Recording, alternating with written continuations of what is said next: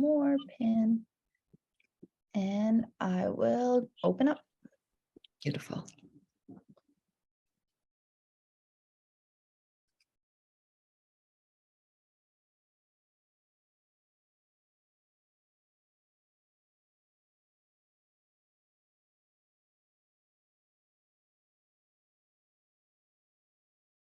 Hello, everyone. Welcome. We're just opening. Bonjour tout le monde. On laisse les gens rentrer dans la salle d'attente. On va commencer le webinaire dans quelques instants. Alors, installez-vous.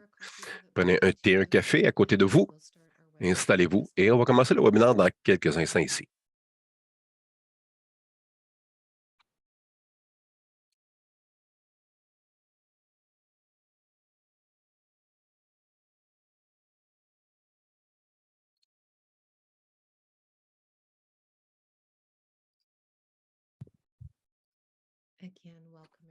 Encore une fois, bienvenue tout le monde. On voit des gens qui continuent à rentrer dans la salle d'attente. Et donc, on va attendre juste un peu encore. Les gens s'installent et on va commencer le webinaire dans quelques instants. À peu près 30 secondes ici. Bienvenue encore une fois.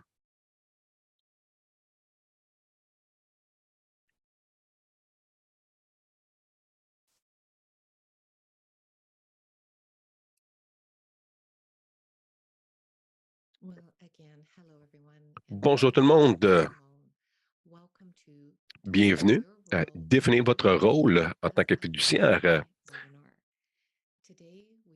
Définir votre rôle de fiduciaire et on va explorer les apprentissages de Leif Willer sur les rôles et les responsabilités fiduciaires pour Fondation communautaire. Et on est ici ensemble pour 1 heure. C'est absolument merveilleux d'avoir chacun de vous qui va se joindre à nous aujourd'hui. Et merci beaucoup d'avoir pris le temps dans votre cédule. Et je sais que votre travail en tant que travail communautaire a beaucoup de responsabilités. Le webinaire aujourd'hui est parfait pour les responsabilités de chacun d'entre vous. Et donc, sentez-vous libre de prendre un moment de vous introduire dans le chat au fur et à mesure qu'on commence le webinaire d'aujourd'hui. Donc, je vais passer au travers de quelques items en se préparant. Et je suis désolé parce que tout d'un coup, mon ordinateur vient de planter. Donc, donnez-moi un instant ici. Et je vais réparer le tout. Désolé encore une fois. On se prépare à l'avance et comme on le sait, des fois, ces moments peuvent arriver où la technologie nous fait prendre un autre parcours. Donc, pour ceux d'entre vous qui n'ont pas rencontré, mon nom, c'est Daisy Barrick et je suis directrice de l'apprentissage et le réseautage avec l'équipe de Fondation canadienne. Et je me joins à vous, ici à Calgary, Alberta, traité 7 sur le territoire traditionnel des Blackfoot Confederacy, Tsuut'ina, Stoney Nakoda Nations et Métis. Je suis ici dans ce parcours d'apprentissage et je construis ma connaissance pour renforcer mon respect pour les réconciliations que ma part est simplement plus que d'offrir une reconnaissance territoriale. J'ai grandi sur le territoire 7 et je suis un colonisateur et je viens avec l'ouverture d'apprendre et de comprendre la vérité et d'honorer le passé et d'activement construire un futur inclusif de paix, d'amitié et de compréhension. Et pour se joindre à nous, c'est les fondations qui travaillent de côte à côte à côte. Et on se connecte à différentes localisations. C'est important de se souvenir que nous avons tous la responsabilité de reconnaître le territoire et les peuples originaux de ces lieux.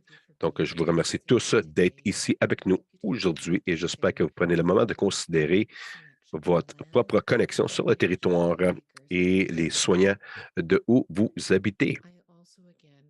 Encore une fois, j'exprime mon appréciation pour votre gratitude de renforcer l'engagement à explorer vos voies de fondation. Et nous allons rentrer dans quelques autres détails.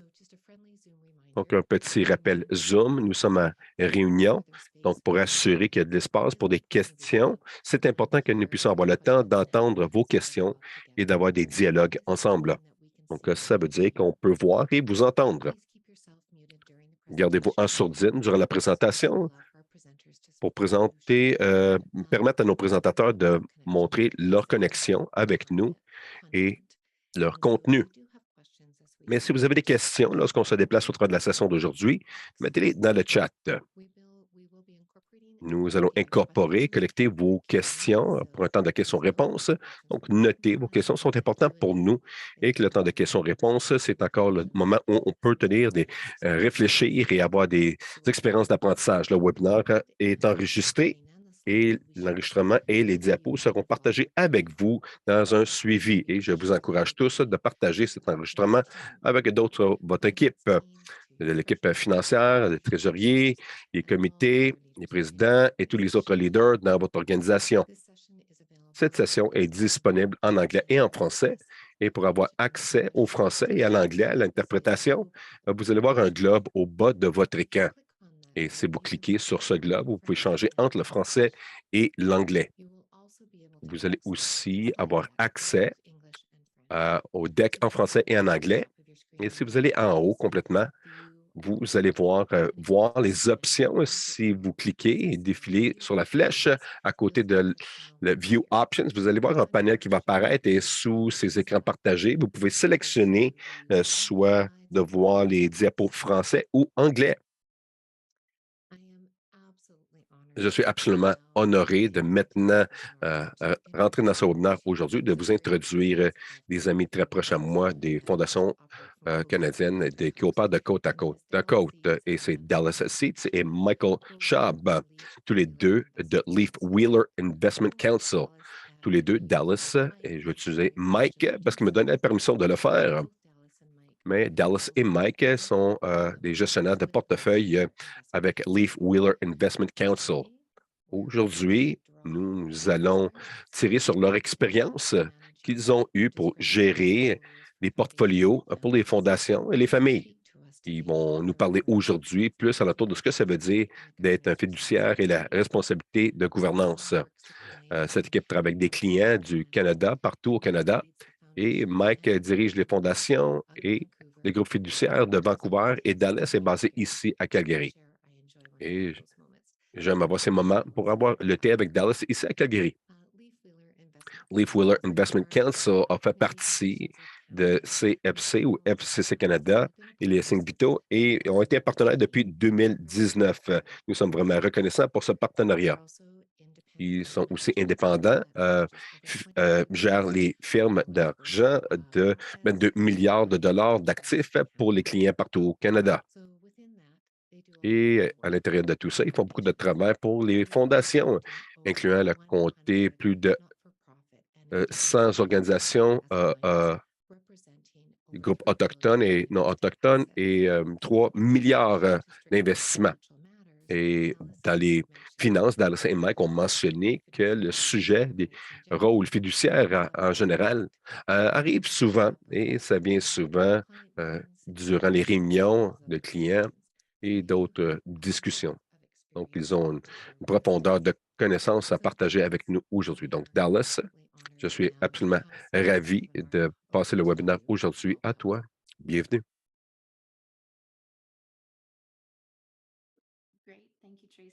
Merci beaucoup, Tracy.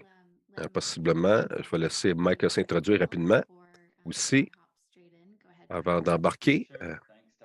Oui, merci. Merci beaucoup pour la belle introduction, Tracy. Merci de vous joindre à nous aujourd'hui.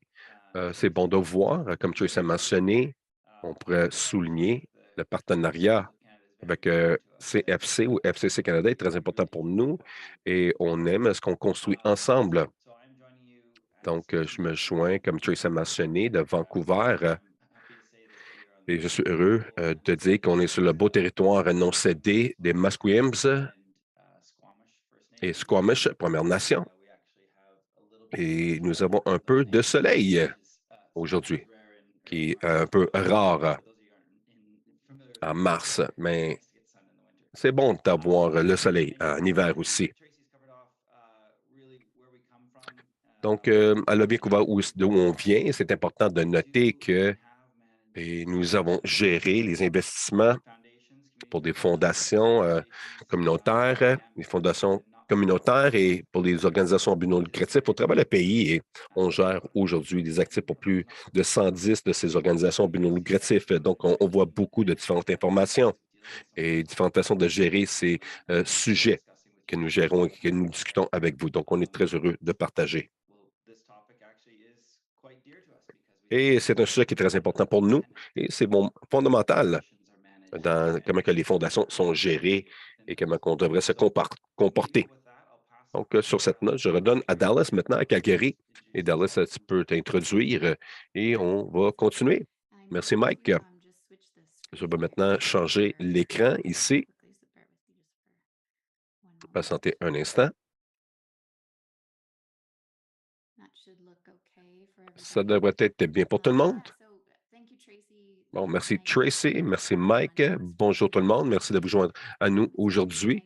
C'est vraiment beau d'être de retour avec le FCC et de voir quelques noms familiers dans le chat aussi. Donc, pour ceux qui ne me connaissent pas, je suis, comme Tracy m'a mentionné, gestionnaire de portefeuille basé ici à Calgary. Et dans l'esprit de réconciliation aussi, je veux reconnaître le territoire sur lequel je me trouve. Je travaille, je joue et je vis sur les territoires des Blackfoot, du Siksika, Kainai et Piikani First Nations et le Tsuut'ina First Nations, Stoney Nakoda et Métis, numéro 3. Et c'est vraiment important d'honorer et respecter l'histoire authentique du traité 7 d'Alberta du Sud. Donc, avant d'aller plus en profondeur, un rappel que la présentation d'aujourd'hui est vraiment générale de nature, ne devrait pas être pris comme des conseils d'investissement particuliers, mais comme toujours, n'hésitez pas de nous contacter directement pour discuter vos particularités en ce qui a trait à vos investissements. Dallas, je ne suis pas sûr pour les autres, mais je vois encore la diapo de FCC. Je ne vois pas ta diapo si tu as déjà déplacé le tout. Oui, si je clique en haut de voir les options, il y a un menu qui est là. Cliquez sur Dallas et vous allez voir son écran. Parfait. Merci, Mike. Bon, est-ce que vous voyez l'aperçu? Oui, c'est parfait, je le vois. Merci. Donc, pour ceux qui se joignent à nous pour l'autre webinaire, 1er février, possiblement que vous vous souvenez que la concentration était particulièrement sur la structure de l'investissement et le comité en soi. Mike et Leanne ont parlé de l'importance de l'investissement, le comité d'investissement, leurs fonctions, les particularités alentour de les politiques d'investissement et ces conflits communs qu'on devrait surveiller. Donc, faites une revue de cela si vous n'avez pas eu l'opportunité encore de regarder. Aujourd'hui, nous allons présumer que la communauté est intacte et rentrer dans les particularités du responsabilité fiduciaire dans la fondation et ses bénéficiaires. Bien sûr, comme Tracy a mentionné, cette responsabilité n'est pas particulière à le comité d'investissement, mais s'applique à plusieurs situations. Généralement, un fiduciaire a une responsabilité existe où un parti est responsable de veiller aux meilleurs intérêts d'un autre. Comme par exemple, comme l'investissement discrétionnaire, les Wheeler, nous avons un fiduciaire, une responsabilité à notre clientèle et nous prenons beaucoup de fierté dans cela. Et on interagit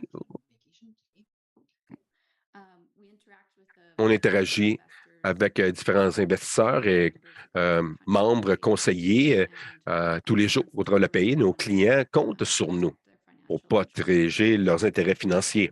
Donc, aujourd'hui, on va passer au travers un peu des différentes bases de c'est quoi un fiduciaire, quels sont les rôles et responsabilités qui viennent avec tout ça et les particularités alentour des items comme devoir de diligence, devoir de loyauté.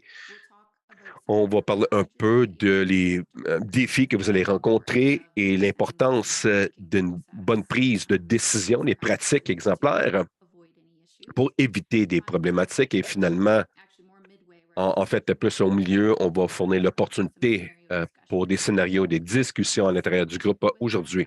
Donc, sur cette note, je vais passer le micro à Mike maintenant. Merci, Das. OK. Donc, possiblement que vous pouvez rentrer dans le chat ici si vous voulez ou enlever le sourdine. On est curieux de savoir combien d'entre vous ici dans vos rôles avec FCC vous avez géré ce terme ou ce thème dans le concept de fiduciaire. Et vous pouvez le faire lorsque je passe au travers de cette première diapo pour le noter. Bon, c'est quoi une fiduciaire? Elle a bien dit, c'est une personne qui a envers un autre des devoirs de bonne foi, de confiance. Et dans ma tête, je pensais que c'est quasiment comme un parent et un enfant, pour ne pas être trop paternel. Mais lorsqu'on prend soin d'un enfant, on a les devoirs de faire ce qui est mieux pour eux. Souvent, ils ne peuvent pas prendre ces décisions pour leur vie. Donc, qu'est-ce qui fait qu'une décision est dans le meilleur intérêt de la fondation et ses bénéficiaires? Et on va rentrer dans le détail, mais c'est le concept de toujours mettre la fondation ou qui vous avez un devoir et de façon plus importante, d'avoir vos propres intérêts. Vous devez agir avec diligence, prudence et soin. On va rentrer plus dans les détails là. Il y a définitivement, on peut plonger plus en profondeur sur le sujet. Ça peut être épeurant lorsqu'on pense à ces hauts standards, normes élevées, possiblement que vous n'avez pas l'expérience, mais il y a des façons de compenser en utilisant des professionnels ou d'autres choses que vous pouvez faire en tant que votre rôle de fiduciaire. Un autre point important, c'est de doit éviter les conflits d'intérêts, y compris les perceptions de conflits d'intérêts. On peut en parler. On voit ça dans notre pratique et dans toute autre situation où vos devoirs existent. Donc, dépendant de votre rôle, c'est assez large. Vous pouvez être un membre, un syndic, un membre du conseil d'administration. Donc, les responsabilités fiduciaires. Donc, les responsabilités que vous avez dans l'organisation ou individu, c'est financière, légale et éthique. Pour moi, je souligne l'éthique parce que ça devrait dépasser toutes les autres prises de décision. Ça doit être la lentille au travers de laquelle on regarde les obligations à cause des positions dans l'organisation ou votre devoir de fiduciaire. Imposé par la loi, c'est important. Et lorsqu'on parle à quelques-uns des professionnels, là, vous pouvez vous poser la question, est-ce qu'ils sont engagés à des devoirs, des responsabilités par la loi? Il y en a que oui, il y en a que non, dépendant de leurs responsabilités. Les actifs appartiennent à l'organisation et les actifs peuvent seulement être gérés par les administrateurs de l'organisme et c'est une responsabilité fiduciaire. Donc, clairement, dans cet exemple, l'organisation ne peut pas prendre une décision pour soi-même. Donc, c'est important. Le conseil d'administration, encore une fois, qui mettent l'intérêt de l'organisation en premier. Et les fiduciaires doivent placer les intérêts de l'autre personne ou de l'organisation au-dessus de leurs. Je ne peux pas le souligner assez. C'est vraiment probablement le point fondamental d'un fiduciaire. Donc, est-ce qu'on veut rentrer dans plus de détails sur les devoirs ou est-ce qu'on veut faire une pause ici pour voir si vous avez des questions sur ce premier segment ou définition? Oui, certainement. Je ne vois pas de questions à date. Donc, possiblement, je vais rajouter que oui, les fiduciaires en général, on ne peut pas prendre avantage d'une opportunité qui vont vous profiter d'une façon ou d'une autre à cause de ce rôle dans cette relation. Il y a des rôles demandants qui empêchent de faire des profits et dans ce conflit d'intérêts, de faire des profits. Donc, on va en parler un peu plus ici dans les prochaines diapos. Oui, je peux offrir un exemple qu'on a trouvé drôle, en fait, qui a affecté moi et dans ma ville. Je ne dois pas le mentionner, la ville, mais vous allez pouvoir la trouver, mais c'est une situation intéressante. La ville avait déterminé de refaire le corridor de la ville pour que ce soit rajeuni avec plus de briques et ainsi de suite et beaucoup de chemins croisés pour les gens pédestres. Et ils devaient trouver un contacteur pour ces briques pour mettre au travers de la ville. Et des années plus tard, ils ont découvert que c'était le maire de la ville à ce moment-là. C'est sa propre compagnie qui a fourni les briques. Et on dit, bon, OK, on va passer au travers de la vérification et le processus pour trouver la bonne personne. Mais ce qui était inséré là dans le RFP, c'était vraiment particulier, des dimensions de cette brique qui avait besoin d'être mise en place pour le gagnant. Et la compagnie du maire, c'était les seuls qui les faisaient de cette grandeur. Donc, pour souligner le point de Dallas, C'est un peu ce que vous voulez certainement éviter, les jurys, parce que c'est un peu drôle, là, mais c'est un exemple d'utiliser les devoirs fiduciaires et votre responsabilité pour protéger les intérêts. Donc, regardons maintenant sur les prochaines diapos ici quelques-uns des devoirs de diligence que le fiduciaire a vers le bénéficiaire ou leurs membres. Donc, la première étant ici le devoir d'être informé. Donc, on peut dire que l'attente que vous allez agir avec compétence et diligence. Bon, ça semble assez direct,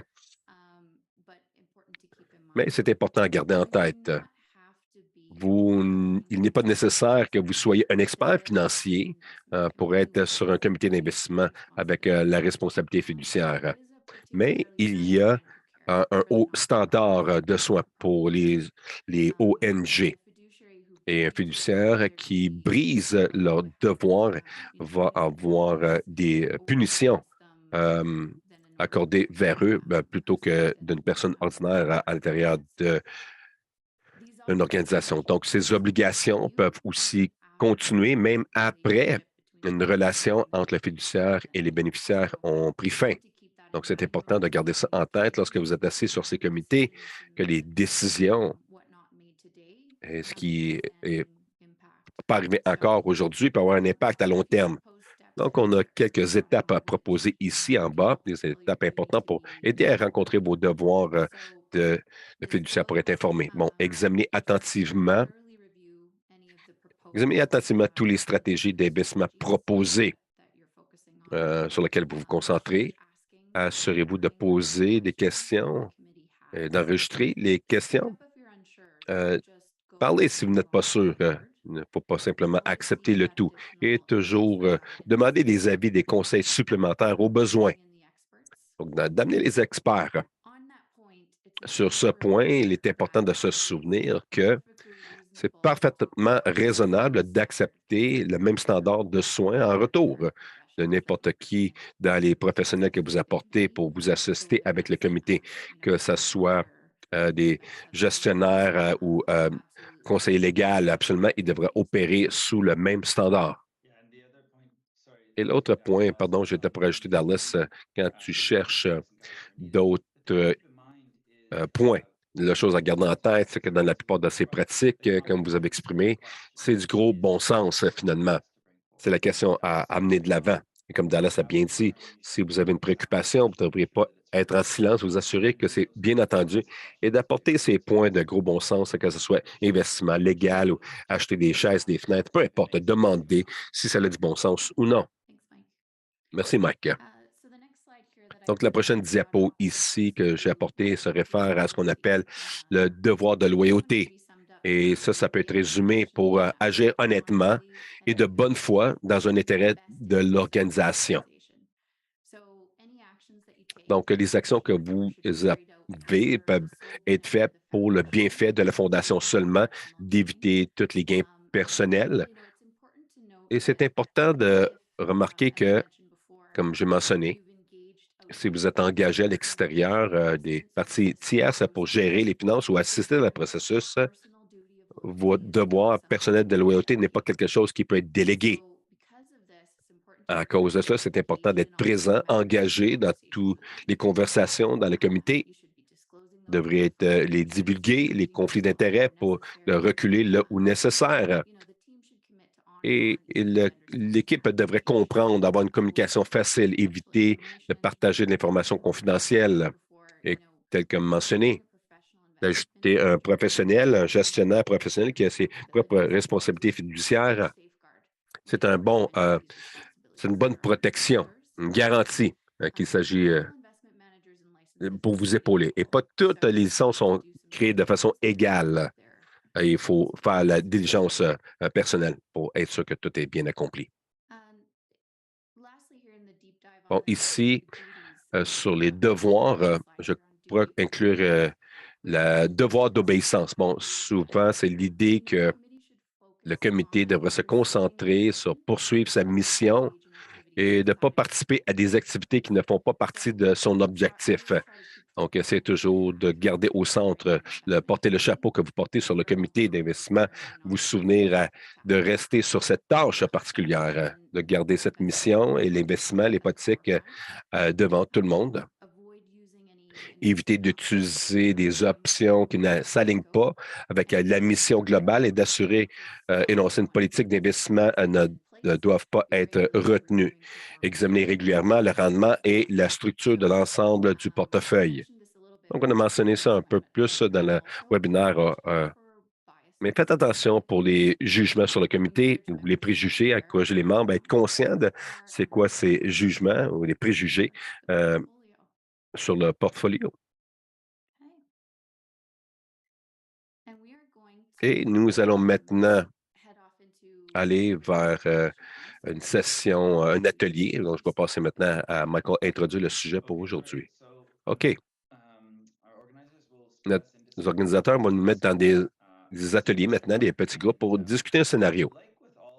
Et comme pour toute chose, les règlements peuvent sembler clairs, mais souvent, lorsque vous rentrez dans l'application, ça peut être un peu plus zone grise. Donc, dans là, c'est moi. On travaillait sur un scénario qu'on aimerait que vous puissiez réfléchir. Lorsque vous rentrez dans vos ateliers, je ne suis pas sûr si je vais le publier dans le message ici, mais je vais le communiquer verbalement. Je veux que tout le monde puisse imaginer que vous êtes des membres de comité d'investissement et vous êtes assis là et que vous avez un donateur, un grand donateur à la fondation que vous représentez. Et on va l'appeler Elon. Il est vraiment important pour tout le monde. Et Elon veut être plus impliqué avec la fondation communautaire. Il y a des idées qu'il veut mettre en œuvre et introduire. Une d'entre elles, c'est par exemple, il croit qu'on devrait que chaque auto dans la communauté soit un véhicule électrique. C'est mandatoire, c'est tout le monde doit changer l'auto et conduire seulement un véhicule électrique dans la communauté. C'est une de ces idées qui devrait être renforcée. Et l'autre, il a pensé, bon, pourquoi avoir ces autres investissements? Pourquoi pas juste avoir cryptocurrency? Et donc, ce que j'aimerais que vous puissiez faire, de parler un peu, selon vous, comment vous allez gérer? Imaginez que Elon n'est pas dans la salle avec vous, mais il veut faire partie de tout ça, il veut se joindre à votre communauté d'investissement et bien sûr, ces donations sont importantes. Donc, comment gérer ça? Et lorsqu'on revient, on pourra parler des différentes solutions problématiques qui ont été soulevées.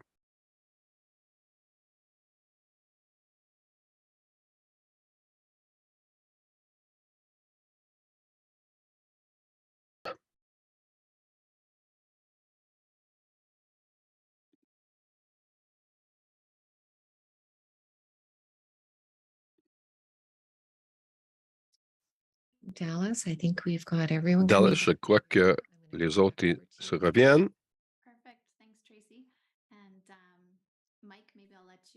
Mike, je vais te laisser donner des commentaires.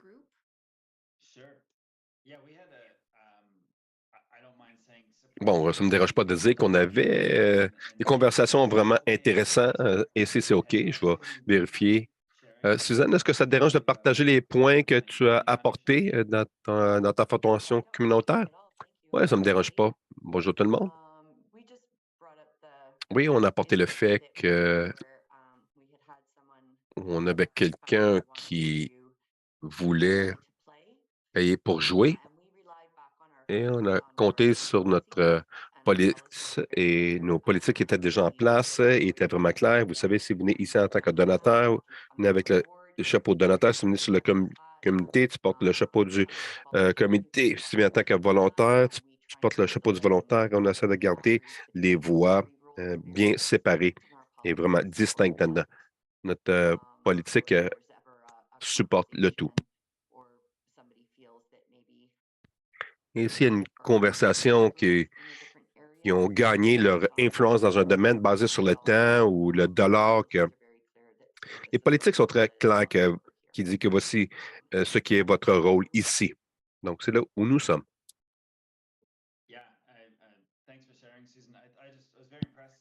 J'étais vraiment impressionné par ça. Je ne l'avais pas mentionné, mais il y a de nouvelles fondations et ils ont eu justement cette situation, ce conflit et ils ont très bien géré. le tout. Donc, il y a beaucoup qu'on pourrait tous apprendre ici. Merci de partager. L'autre point avant, l'autre chose sur laquelle on peut compter lorsque quelqu'un amène ses suggestions, c'est les politiques écrites qui existent déjà. Et ça, c'est vraiment un bon point aussi. Donc, vous pouvez présenter à votre ami Elon et dire, voici notre politique d'investissement.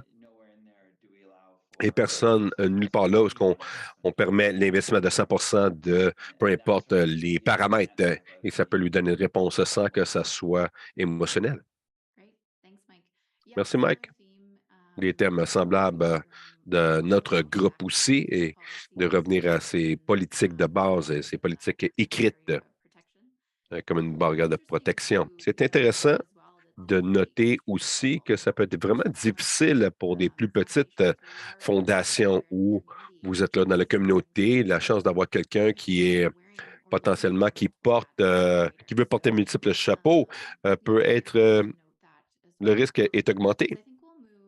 Donc, on va se déplacer maintenant ici. Nous allons demander à Mike de rentrer dans le chat un peu des défis communs qu'on pourrait voir ou rencontrer. Je pense qu'on serait habitué après 3 ans, mais bon, j'étais en sourdine, pardon.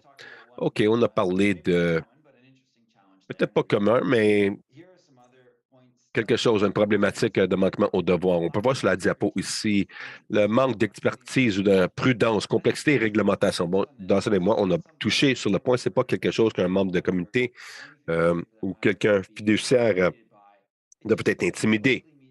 Ça veut simplement dire que vous devez chercher plus de conseils. Et encore une fois, Dallas l'a bien dit, quand on va chercher ces conseils, on ne devrait pas imposer, on devrait leur imposer les mêmes genres de fonctions judiciaires ou fiduciaires et le partage euh, d'informations, un usage inapproprié de renseignements confidentiels, comme on a dit dans notre groupe, on ne devrait jamais sous-estimer leurs propres intérêts. Ça peut vous surprendre, mais on ne devrait pas l'être parce que c'est la nature humaine, bien sûr, et c'est mieux d'avoir des façons de gérer tout ça. On voit ça assez souvent, ça peut être tentant et ça retourne à l'intérêt personnel où on a appris, disons, sur l'information du donateur, par exemple, et possiblement qu'on fait une levée de fonds pour une autre cause et il semble s'aligner et tout. Tu as besoin d'être vraiment à faire attention de l'information que tu as recueillie dans ton rôle en tant que fiduciaire dans cette organisation ou cette fondation. Bon. Parce que clairement, si vous étiez pour chercher d'autres donations, ça pourrait être un conflit. Donc, les personnalités fortes ou mauvaises influences, c'est important. Vous assurer que la voix de tout le monde est entendue.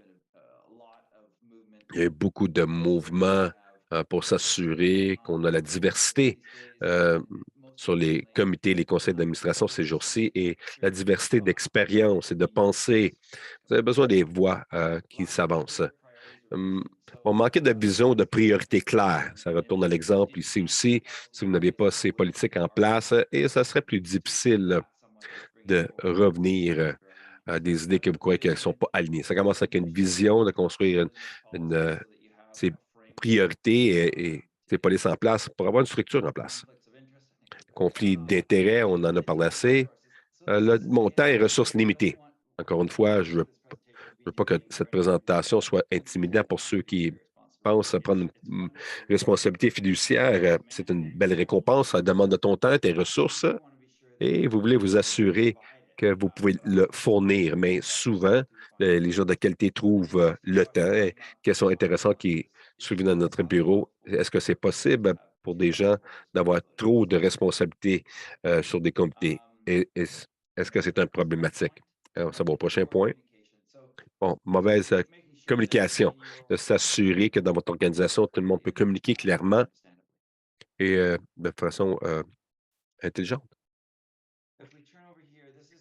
Si on essaie ici, on plonge dans les conflits d'intérêts, on n'a pas besoin de passer trop de temps ici sur les conflits d'intérêts parce qu'on a eu dans l'atelier, on a parlé de ces items déjà. Donc, la chose la plus importante, c'est de pouvoir identifier les conflits parce qu'ils peuvent venir comme des conflits potentiels.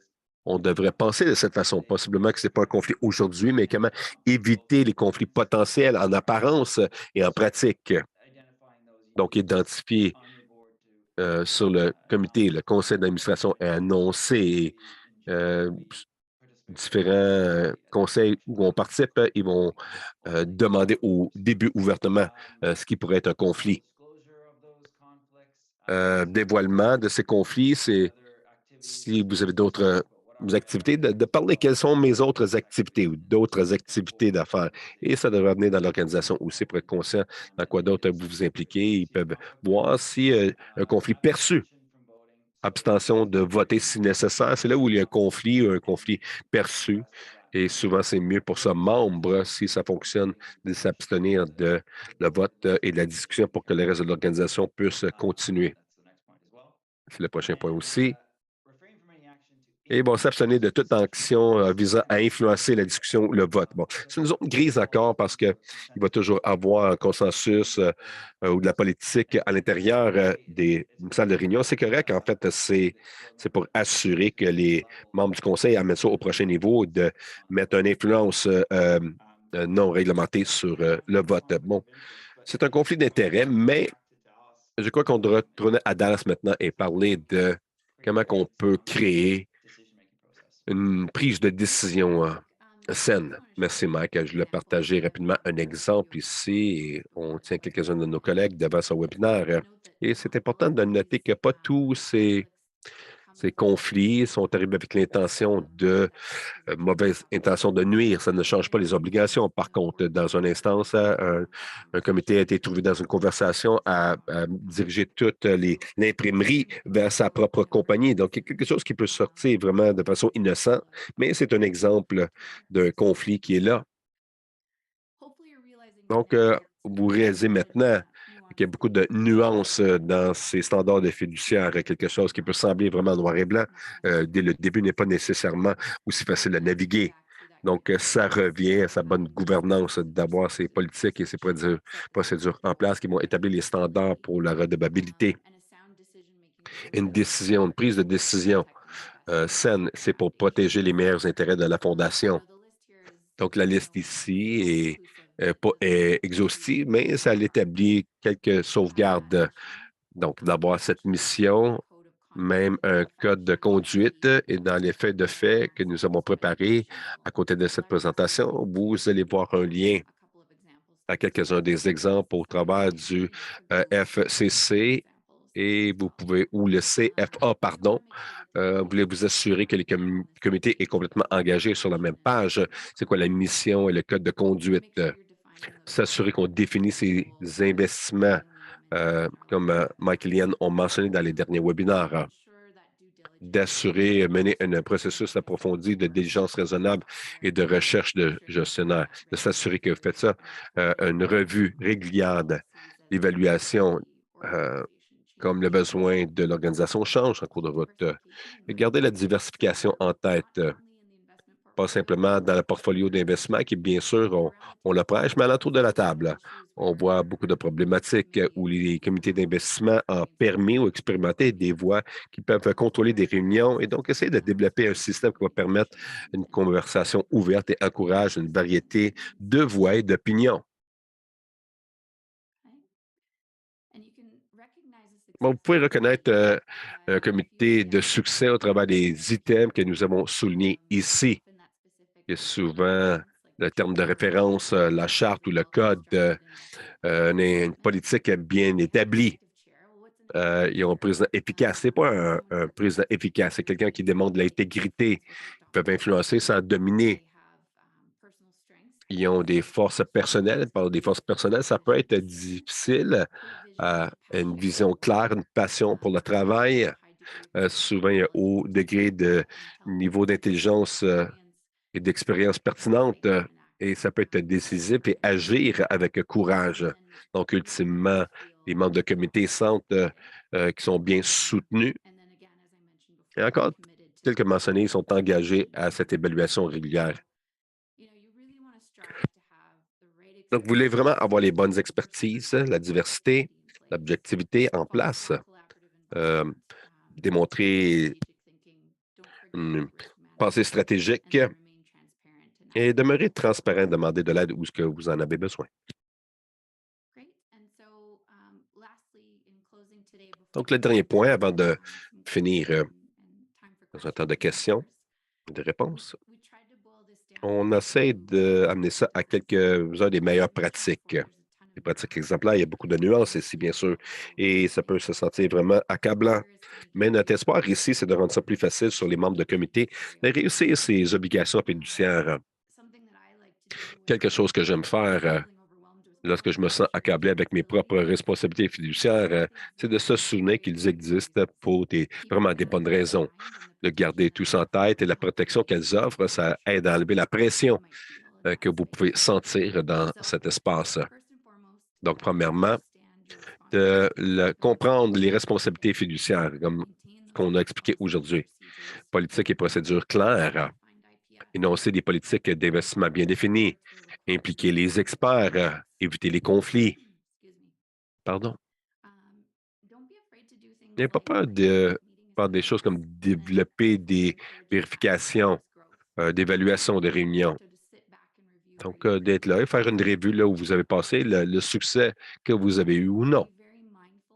Soyez conscient de les différents membres, leurs forces et leur diversité sur l'équipe.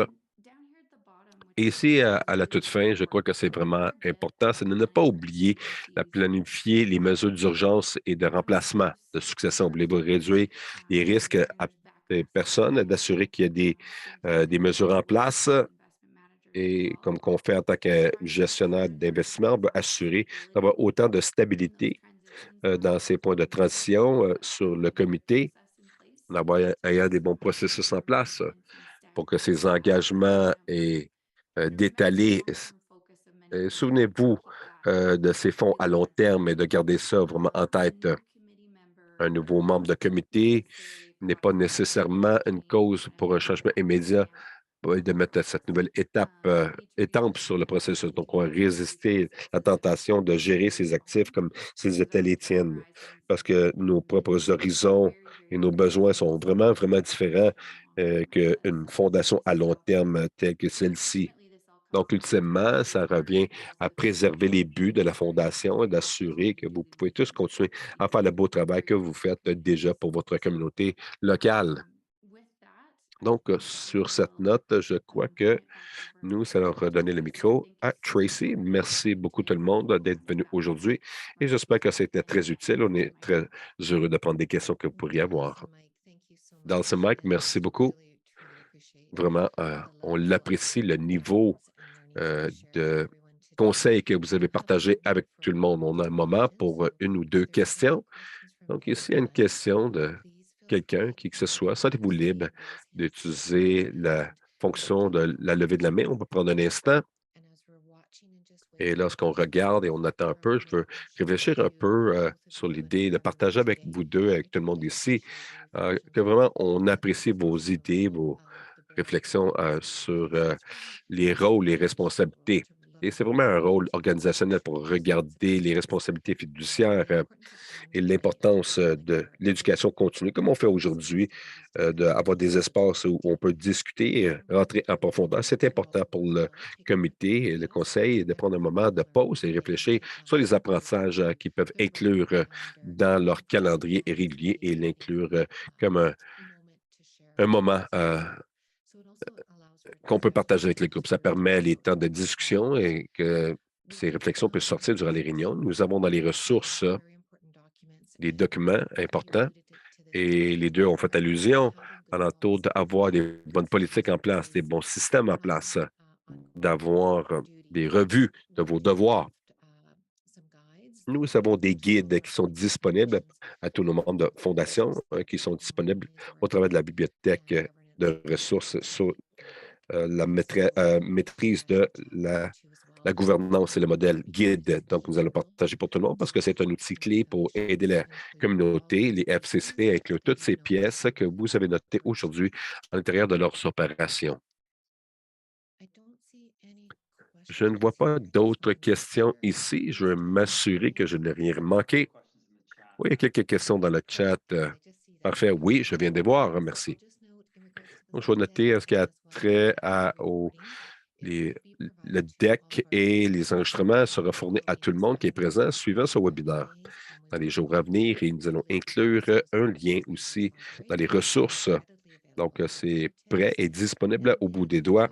Et ensuite, nous avons une discussion, un item qui est sorti ici de Peter. Merci, Suzanne. Je viens de voir le pouce vers le haut et regarder l'évaluation, la revue de l'investissement, le comité. Donc, de regarder l'évaluation, la revue du comité par le conseil ou le conseil sur les côtés gestionnaires. Donc, il y a quelques questions ici. Je vois un par la revue du comité et l'autre de faire la revue sur les gestionnaires. Est-ce que vous aimeriez répondre à la question? Oui, je peux y aller le premier. Je crois que Peter, la revue régulière des gestionnaires d'investissement est normalement conduite par le comité d'investissement et des fois, dans cette politique, ça va stipuler à quelle fréquence que cette revue devrait avoir lieu, mais c'est une bonne pratique. N'importe quand, entre 3 à 5 ans, il devrait avoir une revue et ça devrait être vu contre les buts et la politique. Et cette revue souvent termine en recommandation de ce comité d'investissement pour le conseil d'approuver ou non. En ce qui concerne la revue du comité, c'est la deuxième partie de la question par le conseil. Je ne suis pas conscient que trop de conseils font la revue de leur propre comité d'investissement de cette façon. Il y a certainement des revues internes sur comment que ce conseil est composé et leur efficacité et tout, mais je ne sais pas si c'est quelque chose de formel. Dallas? Non, non, pas sur qui sont les membres du comité ou le conseil. Je pense que tu as bien répondu en ce qui a trait à le gestionnaire d'investissement. Est-ce que ça répond à la question, Peter? Je peux parler aussi en ce qui a trait à l'évaluation de l'organisation. Nous demandons que les FCC de faire une vérification, une évaluation de l'organisation. Nous avons des outils, nous avons un document d'évaluation qui est disponible aussi dans les bibliothèques de ressources et qui est facile à accéder aussi. Ce que nous encourageons, c'est que les FCC d'évaluer et de reconnaître ou surveiller les responsabilités et euh, surveiller également le FSCC et ils sont responsables également du comité d'investissement. Donc, regardez comment que le comité va se rapporter au conseil, à quoi ce rapport peut ressembler et ça vous permet, lorsque vous faites votre propre évaluation, de voir si vous rencontrez vos politiques d'investissement, est-ce que vous continuez à évaluer vos conflits d'intérêts et d'autres politiques qui sont en place pour assurer que vous avancez. Encore une fois, pour vous avancer, regardez dans la bibliothèque de ressources, nous avons des bons outils pour vous aider. Merci, Tracy. Je reconnais aussi qu'il y a eu une feuille de fait qui était rajoutée dans le chat aussi pour comprendre le rôle en tant que fiduciaire. Donc, j'encourage tout le monde de prendre ce lien qui a été partagé avec nous aujourd'hui. Encore une fois, je veux me remercier Dallas, Michael, Mike et tous les autres membres de l'équipe de Leaf Wheeler. Vraiment, on apprécie vos lignes maîtresses et vos conseils. On conseille de nourrir et soutenir tout notre réseau pour fournir les meilleures ressources que nous le pouvons pour aider chacune des organisations dans cet espace où ils sont aujourd'hui. Donc, merci beaucoup, l'équipe Leaf Wheeler. Et on peut offrir cette session et tellement d'autres. Et nous avons hâte de voir ce que le futur tient pour nous. Et on a hâte de voir tout le monde ici à notre reconnexion 2023. Les membres de ce groupe vont se joindre à nous, à notre conférence qui aura lieu à Toronto le 1er et 2e juin. Vous n'avez pas vu les détails encore. Partagez, prenez un moment de noter et de voir le site web. Vous allez voir les détails. On partage beaucoup de bonnes choses au travers de notre communication régulière. Donc, nous avons un petit sondage. Prenez un moment, s'il vous plaît, pour compléter le sondage. Ça va nous aider à assurer que les webinaires futurs sont informatifs, mais aussi un intérêt pour chacun de vous aussi. Et encore une fois, on vous invite à vous joindre à nous pour les événements futurs. La semaine prochaine, nous allons à honorer d'avoir une journée internationale de la femme, un panel de discussion et qui va inclure une conversation importante avec les leaders et à la philanthropie. Je peux partager avec vous. Je connais les personnes et vous allez vouloir être là. S'il vous plaît, ne manquez pas la semaine prochaine et la discussion que nous aurons, ce qu'on a fait sur une base annuelle. C'est bon d'avoir une discussion de panel, ce que ça veut dire de diriger en philanthropie aujourd'hui. Donc, joignez-vous à nous la semaine prochaine pour le webinaire, pour notre panel de discussion aussi. Et inscrivez-vous aussi via la page d'événements que vous voyez dans la boîte de chat aussi pour les événements futurs et continuez à surveiller la page que vous voyez aujourd'hui, mais surveillez mon infolette qui vient une fois par mois avec d'autres événements et ressources qui ont été créés pour vous soutenir dans le travail que vous faites. Encore une fois, lorsqu'on se prépare à terminer la journée, de partager mon appréciation à notre équipe ici aujourd'hui, mais aussi dans notre communauté, notre FCC. Merci pour construire des communautés qui sont fortes où tout le monde a leur appartenance. Merci tout le monde. Merci, on se voit à Toronto. Merci.